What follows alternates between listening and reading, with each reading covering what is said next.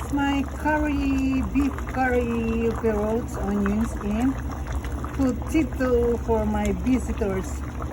Very soft and tender ito mga friends. You can see, patuyuin ko lang ng kunting soup. This is the beef. Yung sujiniko. Do you know the sujiniko? Sujiniko. Ano ba yung sujiniko sa ano? Litid mga friends, litid.